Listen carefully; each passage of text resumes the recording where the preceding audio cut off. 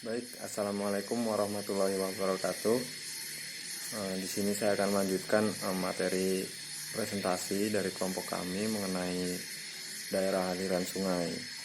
Yang pertama, bab ekosistem das. Das merupakan daerah yang dibatasi oleh pemisah air topografik. Apabila terjadi hujan, maka air akan mengalir menuju pada saluran air yang dapat saling bersambungan atau menjadi sistem sungai, sehingga aliran air terkumpul pada satu sungai dan akan keluar melalui satu saluran atau outlet pada wilayah sungai tersebut. Komponen biofisik das mempunyai karakteristik yang spesifik serta erat dengan unsur utama seperti tanah, tata guna lahan, topografi, kemiringan, dan panjang lereng. Pada saat merespon curah hujan dapat memberikan pengaruh terhadap besar kecilnya evapotranspirasi, infiltrasi, perkolasi, air larian, aliran permukaan, kandungan air tanah, dan aliran sungai. Kemudian sistem hidrologi dalam pengelolaan das.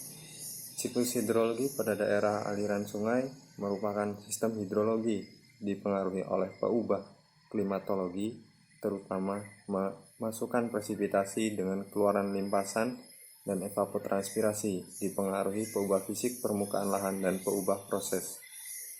Kemudian yang selanjutnya yaitu mengenai pergerakan air dan pengelolaan das. Yang pertama, konsep dasar neraca air.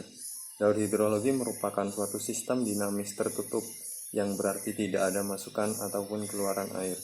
Yang ada hanya masukan energi yang mengatur perpindahan air. Pada prinsipnya, neraca air menjelaskan bahwasannya banyaknya air tersimpan dapat dihitung dari hubungan antara nilai aliran ke dalam inflow dan aliran keluar outflow di suatu daerah untuk periode tertentu. Kemudian yang kedua yaitu fenomena siklus hidrologi das. Komponen siklus hidrologi atau komponen pergerakan air atau komponen ketersediaan air meliputi curah hujan, intersepsi, evapotranspirasi, infiltrasi, simpanan air tanah, perkolasi, aliran air permukaan, aliran air bawah tanah, aliran sungai atau debit aliran sungai. Kemudian pada bab selanjutnya yaitu peran penutup lahan sebagai pengendali banjir. Penggunaan lahan atau disebut juga penutup lahan merupakan hasil usaha manusia dalam mengelola sumber daya tersedia untuk memenuhi kebutuhan penduduk. Beberapa sumber daya seperti iklim dan relief tidak langsung beraksi terhadap campur tangan manusia sehingga cenderung mendekati stabil.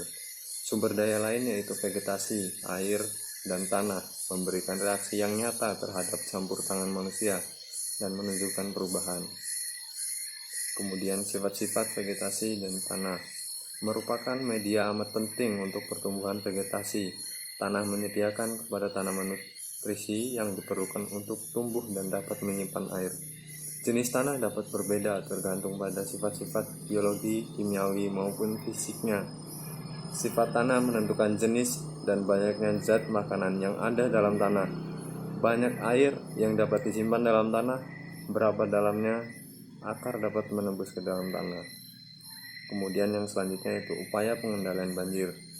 Prinsip fungsi hutan bisa dijadikan acuan, yakni mengupayakan penutupan permukaan tanah dengan seresah produk biomasa agar limpasan permukaan tanah bisa tertahan di permukaan maupun masuk ke dalam permukaan tanah. Adapun upaya yang dapat meminimalisir banjir diantaranya yang pertama reboisasi secara massal di daerah aliran sungai baik di areal hutan maupun di areal permukiman. Kemudian yang kedua mempertinggi retensi sungai sendiri terhadap banjir. Kemudian yang ketiga meningkatkan jumlah kolam retensi di berbagai kawasan baik di areal perkebunan, pertanian, permukiman, perkantoran, perkotaan, dan perdesaan. Kemudian yang keempat yaitu pembentukan karakter sosio-hidrolik atau water culture. Dan pada bab selanjutnya yaitu perilaku masyarakat dalam pengolahan das. Perilaku atau keterlibatan masyarakat dalam mengelola suatu lingkungan antara lain mencakup unsur pemahaman terhadap konsep pengelolaan lingkungan, sikap dan mengelola lingkungan, dan kinerja yang dilakukan masyarakat. Indikator utama pemahaman masyarakat dalam pengelolaan lingkungan adalah: yang pertama, pengetahuan masyarakat dalam mengelola lingkungan. Yang kedua, penerapan pengetahuan. Yang ketiga, pemecahan masalah dengan menggunakan pengetahuan yang mereka miliki. Dan yang keempat yaitu evaluasi atas pemecahan masalah yang dilakukan dalam Siswanto tahun 2003.